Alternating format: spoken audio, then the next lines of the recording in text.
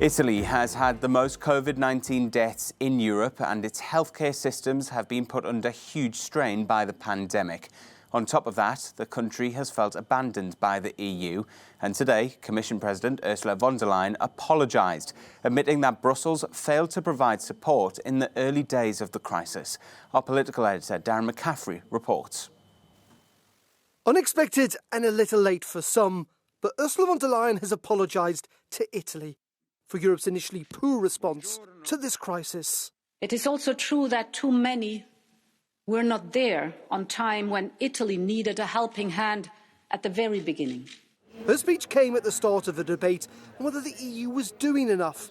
MEPs, mostly confined to their homes, called for massive investment to help deal with the mounting economic fallout. That included the next EU budget, something the Council President says he wants a deal on at another extraordinary EU summit next Thursday. But many feel that shared debt, or so-called recovery bonds, are still the best answer. This is the moment to renovate our economy so that it has more respect for our environment and natural resources, and so that it becomes more digital. In order to mutualize part of our country's debts, we are proposing the issue of recovery bonds.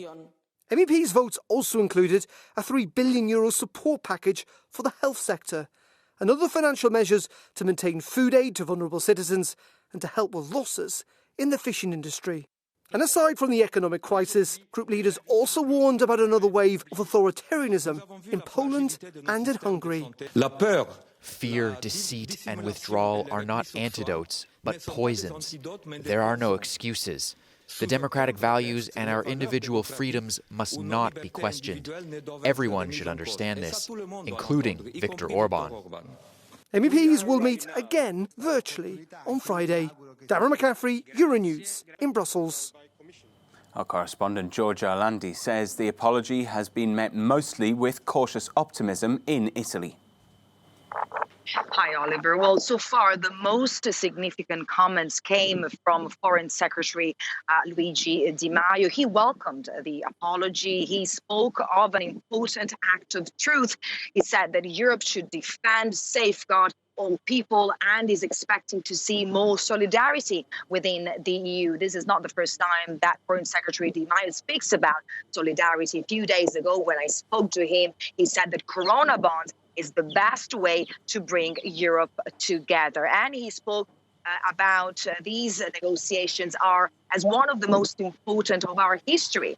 And then we know Prime Minister Conte's position in all these. He says that this is a great chance for Europe to respond to such a historic call. And the same was said by President Mattarella. Matteo Salvini, the leader of the Lega Party, actually is pretty much against that apology. He said that the words are not enough, as the Italian government has already given a lot of money to the European Union.